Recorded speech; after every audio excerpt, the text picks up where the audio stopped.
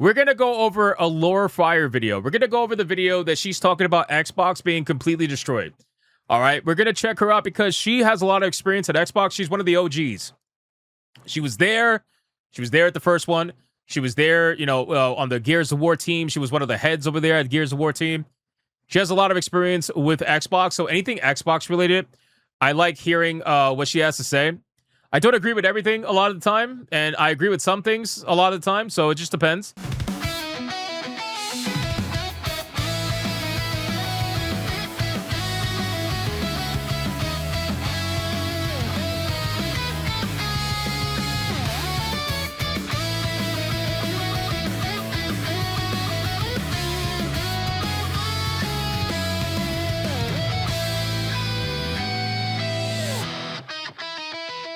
Thank you so much for watching this video, and if you guys want to see more content like this, make sure to hit that subscribe button and join me every single day, 9 p.m. over on the main channel, where you can catch me live every single day, 9 p.m. Eastern. I hope to see every single one of you there. Now back to the main video, but we'll see what she has to say about this whole situation going down. Here we go. We've all heard the dream. Give creative studios total freedom and they will make magic. But at Xbox, that dream has turned into a very expensive nightmare. The Reaper. This is what I call. This is the Reaper right here. This is the Reaper. If you take her into AI, you turn her into the Reaper. That's what. It's so funny because, bro, people were online on social media. They were like, Asha Sharma is going to be the savior. She's going to be the savior, right? And the truth is, she very well might be the savior still. We don't know. It all depends on how these layoffs affect the company. But I just think it's funny that the savior ended up turning into the Reaper, because if the rumors are true, tomorrow we're going to find out just how bad it is. We're talking about potential layoffs that are worse than the layoffs that happened last time with Microsoft, which was over 9,000 people getting laid off. So if these layoffs are worse, we might be looking at over 10,000 plus layoffs. Over 10,000. I don't know. We'll see. We'll find out. Here we go. Called the freedom trap. Creative freedom is incredible. It's completely okay to explore niche ideas, tell personal stories, or even include messages the publisher wants to see in your game. That's your choice as a creator. The issue isn't what you make. The issue is when you explore higher risk or niche topics, but still build the team, the budget, and the timeline as if it were a mainstream blockbuster. Yup. It's when you don't test those ideas early with real players to see if there's actually a market before making a blind commitment. Bro, look at this. 670,000 copies is the break-even team cost only for this particular... Bro, this is one of the biggest problems in the industry. And again, this is their own problem that they have to solve. It's got nothing to do with gamers, right? Like, we're not the ones spending your money. We're just the one playing your games and giving you our money if you do the right thing. But realistically, talking from a business standpoint, there's no reason why these smaller titles, these titles that should have a budget of like, I don't know, less than $5 million at best, why is it that they're spending hundreds of millions of dollars on some of these games? Why is it that South at Midnight costs an estimated $100 million? Why? Why? In what world do you think you're going to sell that much of South at Midnight to make the money back? It doesn't make any sense. There's literally 0 point to that. Other than it's really important to you to make it for some odd reason and nobody knows why. Everyone could see that Keeper was a short, surreal, artistic, niche game. Yet nobody seemed willing to have the hard conversation about realistic expectations and scoping the project accordingly. You know, he's just like, what's the most unpitchable idea that I could present to Microsoft, who's stuck with us? And see if they approve it. And it did. Fucking Christ, man. I gotta stop asking why. I gotta stop asking. So we're just like, okay. You have to scope the project and the team size to match the commercial risk. Otherwise, you're not being brave. You're being reckless with other people's careers. Imagine you're a parent watching your kid play near a busy street. You want them to explore, be creative, take risks, learn. You don't want to be a helicopter parent who controls every move. But if you're too hands-off, that kid can run straight into traffic. Good leadership, whether you're a parent or running a huge gaming division. It's so funny. She shows like a B-roll of like children playing and stuff. because that's exactly how these gaming studios are a lot of the time. It really is, man. It really is. Like running, like if you look at these Silicon Valley jobs, these tech jobs and whatnot, and you look at some of these accounts, like TikTok accounts these people have, they're literally working like 2 hours out of the 8-hour day, and the other 6 hours they're talking about Starbucks, or they're talking about being inside of a safe room so that they could just like have no noise around them and they could, feel safe and what. It's like, bro, come on, man. You guys are just wasting money, bro. You're wasting money, wasting time, wasting resources. If you were to give, listen, flat out, if you were to give $100 million that you spent on South at Midnight and you gave it to a company like ShiftUp, or you gave it to a company like, I don't even know, Capcom, as much as some people don't like Capcom, you give $100 million to most Eastern studios, they're going to make something infinitely better than whatever the hell you made. And that's just the fact. Not all of them. Square Enix, I don't even consider to be Eastern anymore because they gave their souls up. But realistically, you take this money that they're wasting in the West and you give this money to another studio in the East, and they will make infinitely better products. Infinitely. Like almost 9.9 out of 10 times with the occasional fluke. You guys are wasting money because at the end of the day, you guys are wasting time, and time is money. Vision is that constant, difficult balancing act.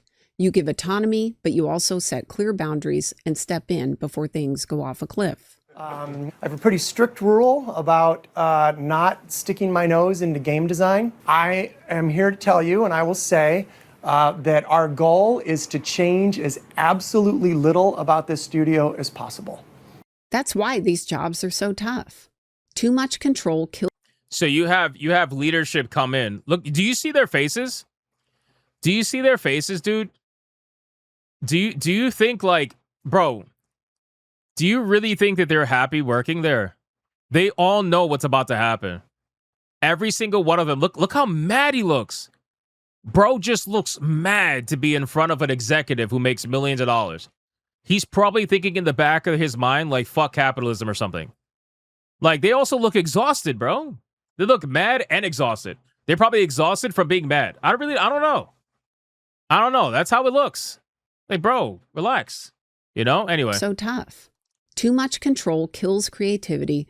Too little control wastes hundreds of millions of dollars and ends careers. True. And that's exactly what went wrong here. There's a bright golden haze on True. the meadow. After Microsoft started buying up studios and doubling down on Game Pass, the message to a lot of teams became, go be creative, fill the service. Sales aren't the main priority anymore. And then leadership stepped back too far. Why would sales not be the main priority? Like, oh my God, dude. Yeah, I'm not saying focus on like every little bit of microtransactions or something, but it's like sales should be the number one priority. You should be trying to make something that you think is going to be a banger. Like, you could be creative while also focusing on making sure that you're, thinking about the sales that you're going to make and how far you could take it and different ways to try to push the game further and stuff like that to try to make it so that people want to buy it. You're just giving these theater kids all just free reign to just do whatever they want and not worry about sales. So when they start putting nonsense into the game that most people are going to be turned off by, or they're going to end up hating and saying, you know what, like, I'm good, I'll wait for it to be on sale, or maybe I won't buy it at all. You got to rein in control at some point. You can't just let them have free reign, bro. Many studios heard that and ran with it. Yeah, exactly. They were growing their teams. They were extending their timelines. Yep. They were chasing ambitious, niche ideas. They were doing what they were encouraged to do. Crazy. That's so crazy to me. How much were we expending? What was the goal? Little by little, we added more people, and it was like a train that we couldn't stop. But when the rules changed and the focus shifted back toward profitability, a lot of those projects couldn't stand on their own. And this is where we are today. I've been through many acquisitions, and I've watched many fail. Oh, that was Compulsion Games. When a company gets okay. acquired, they often forget how to run a business. They listen to the siren song of their new masters, and they lose what made them great in the first place. To pitch RAD, I very much developed RAD around the idea of making a roguelike because I knew how much money we had to get for it. I knew no one was going to give us that much money. I'll be honest with you. it's pretty obvious at this point that video games like Intergalactic: The Heretic Prophet are in massive development hell, and I guarantee you a studio like Naughty Dog that has that level of clout, I guess you can say, within Sony Studios, I'm sure that they're just kind of like let to do whatever the fuck they want to do. Same as Bungie. You know, Sony purchased Bungie and let them operate freely as if they weren't purchased. That's what they said. They let them operate freely, and now look at where they are. And by the time they tried to rein Bungie in after the whole backlash with the stolen art situation, it was too late. It was too late. The damage was already done. You guys let the inmates run the asylum, and then you wonder why things are on fire. It just doesn't make sense. It's the same thing with Naughty Dog. I guarantee you they're letting Neil Druckmann do whatever the hell he wants to do, take all the time in the world. It's the same thing with Xbox and Bethesda, bro. Who's going to rein in Todd Howard? Who's going to rein in Todd Howard and be like, hey, Toddy boy, Fallout 76 was absolutely trash. Why are you taking all your time with Elder Scrolls 6, bro? You really mean to tell me after all this time you can't get Elder Scrolls 6 together? Not even a trailer? Shit, a demo? Anything? Like, who is going to rein these people in? These guys need to be reined in. Asha Sharma, Matt Booty needs to go and rein in Todd Howard right now. 16 times the ass whooping. That's what he needs. And then Sony needs to go rein in Bungie, which they're already doing. And then they need to go rein in Naughty Dog too. Like, you drag their asses back. Be like, what are you doing? Stop being stupid. Taking all the goddamn time, all the money, all the resources, everything, like, rein their asses in. Unless it was attached to an understandable genre already. that was making money at a small scale. I like It's roguelikes. not like you guys are new studios. I'm sorry, I keep pausing because I'm fucking annoyed by that. It's not like you guys are new studios. You guys are experienced studios, bro. You should know what you're doing already. Naughty Dog, Bethesda. Although, to be honest, Bethesda, let's be real, all their games are broken and modders have to fix it. But that's besides the point. It's like, you should know what you're doing by now. Why are you taking all this fucking time as if you're a newbie studio and you don't know what you're doing? You should know what you're doing by now. And if you don't, that's probably a major problem. It wasn't like I made something I didn't want to make. Look Anyway. at Double Fine in San Francisco as a clear case.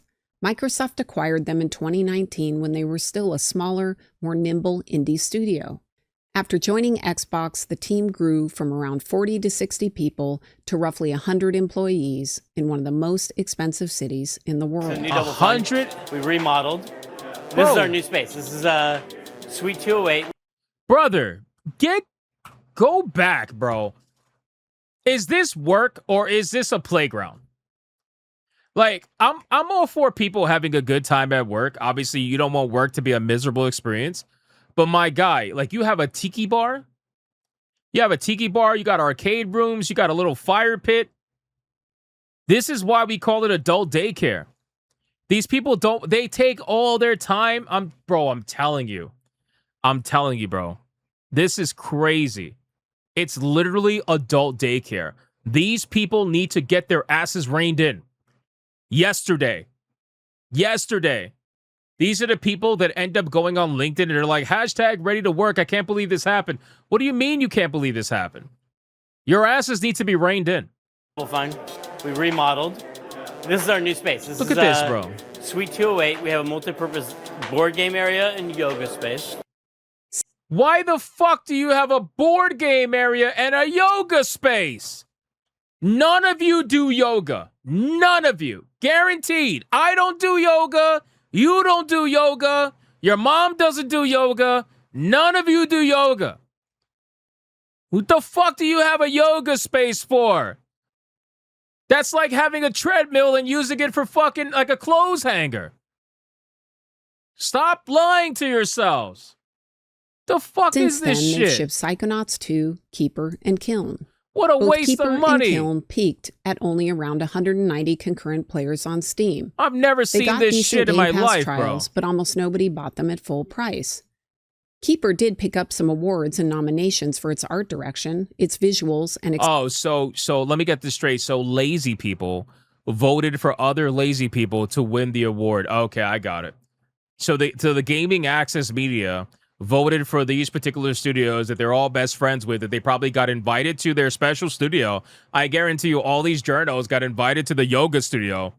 They're like, hey, yeah, look at our yoga studio. Isn't it so great? Yeah, so you're going to vote for us next time, right? Like, come on, bro. Get the fuck out of here with this shit. Accessibility. This is so But stupid this is shit where I've the ever seen in industry my bubble life, man. comes in. Games This is can get unbelievable. reviewed well and even win awards The while fuck having is very this, little bro? commercial success. Yes, because You it's saw not this about with the Mixtape. sales. It's already getting early awards buzz despite modest sales and plenty of debate Modest? about whether or not it even feels like a traditional game. Modest sales? No sales. What are you talking? Modest sales, bro? This game sold like maybe 30,000 copies at best, if it's lucky. Less than that, probably.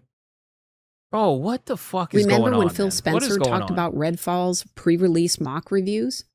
He mentioned they were internally expecting high 80s, but the game landed much lower.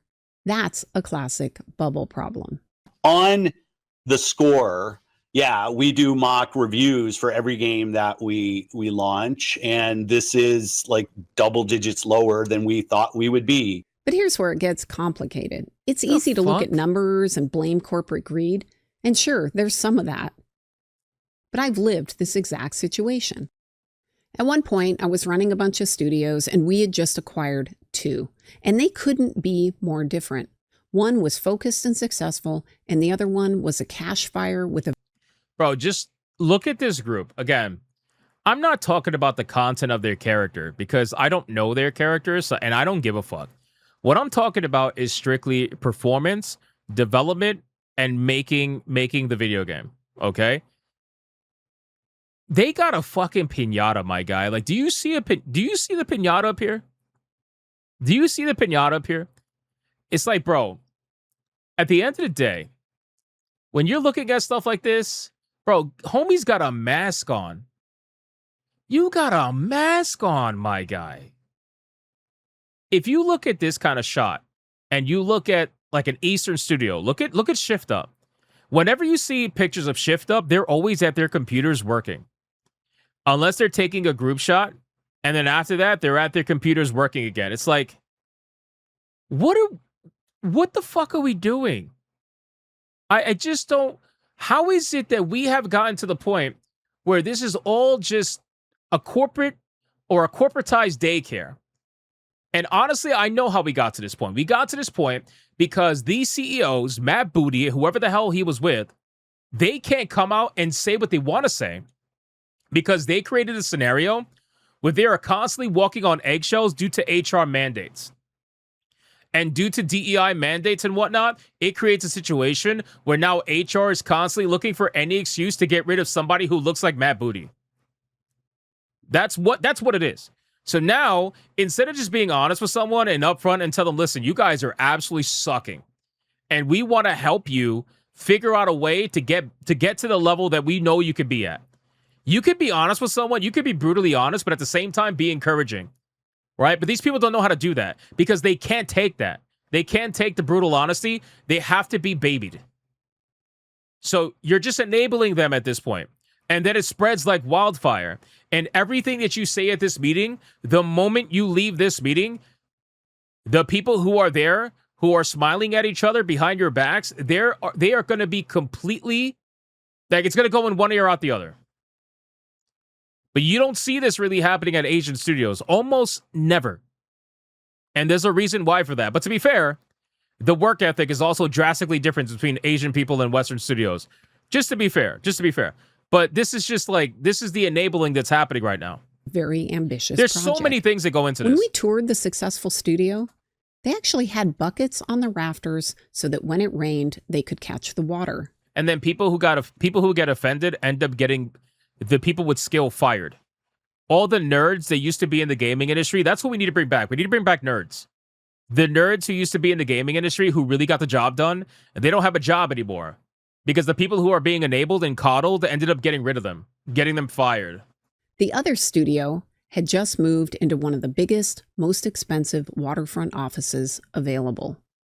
What? We Why? immediately got to work fixing both, upgrading the leaky office and getting the other studio out of their expensive lease and into a more reasonable location.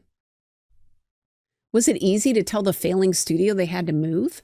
No, it sucked. Okay, I caught a lot of heat. People were really upset. It was not fun. But I knew it was the right thing to do for the long-term viability of the studio. I wanted to keep as many talented developers as I could. So this isn't a new pattern, and it has shared accountability. Double Fine could have stayed leaner. They could have moved to a lower-cost location. Microsoft could have stepped in with clearer boundaries soon. Yeah, but if they go to a lower-cost location, they're not going to have the yoga studio, which is really important to getting video games completed. We need the yoga studio, guys. That's what we need. Got to get that yoga studio in. But that didn't happen. The guys who are in charge, dude, look, Matt, Booty, and Phil Spencer, top-notch dudes. Super respect those guys. They're great. They're going to come in, smile, point. You guys keep on, do what you do. Woo, we're going to be like, yeah! 2 days later, Steve from accounting and Bill from marketing shows up. Then we have problems. Good. We saw some of the same issues. Good. So maybe just skip the part where Booty and everybody else shows up who is going to enable you. And let's just get right to Steve. Let's get right to Steve, because if Steve's going to tell you the truth, let's just save Booty the trip and let's just get Steve in there. It sounds like Steve is doing a good job. Get Steve back in there. If they're scared of Steve, that means Steve is doing a good job. Get him in there. Get Steve in there. Redfall and they need Perfect more Dark. Steve. Massive talent exodus, morale problems, slow progress, teams that even hoped Microsoft would cancel or reboot the projects. The red flags were everywhere, yet action wasn't taken soon enough. This is the freedom trap in action. Creative freedom is incredible, but it has to be managed. What Microsoft did was hand out broad freedom across the entire portfolio. They scaled up studios for Game Pass volume without keeping the old portfolio discipline that provided real oversight and course correction. Today, we're double that size or greater. We're part of a first-party organization. We're part of one of the largest content-producing organizations in the world now, and well on our way to making State of Decay 3 with a much greater level of ambition and support behind us. Part of one of the largest content-producing organizations in the world now, and well on our way to making State of Decay 3 with a much greater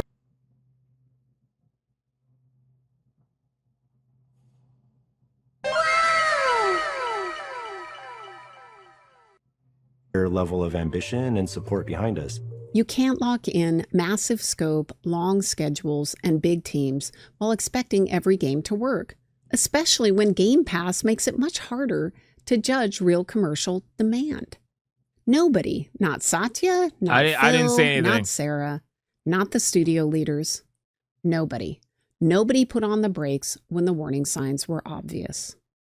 Right now, under Asha Sharma's leadership. Bro, listen, why do you think when Elon Musk bought Twitter, he fired 75% of the people? Why do you think that happened? Why do you think a man who just spent $40 billion for a Silicon Valley tech company, why do you think he went in there and fired over 75% of the people on nearly day one? Why do you think it happened? Why? You know what I'm saying? We all know why. Xbox is in the middle of a major reset. Xbox will keep investing, but we've got work to do. You shared the numbers. We're not in a healthy spot. And so, next 100 days is going to be about resetting the business. There are strong rumors that... Now, to be fair, we don't know the level of layoffs that are going to happen to Xbox tomorrow. We're supposed to find that out tomorrow on Monday. But, I don't think they're going to be as drastic as, Elon Musk firing 75% of Twitter. But, realistically, this company needs a reset, bro. It needs a reset. They need to get rid of literally all the extras. They have to. There's no other way around it. Seriously, there needs to be a reset. Several studios, including Double Fine, are in serious negotiations and could be on the chopping block. This is the direct consequence of years of the freedom trap playing out. The bill is finally coming due. We want to take bigger creative risks and create genre-defining games without the constant threat of annihilation. We want to make our own games our own way and not be told what to make and how to make it.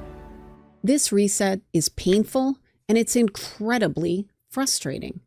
A lot of talented people who poured years of their lives into these games are going to lose their jobs and see their teams broken up. Yep. It sucks, and it's okay to say that. But the correction was overdue. Yep. And it was always going to happen. Yep.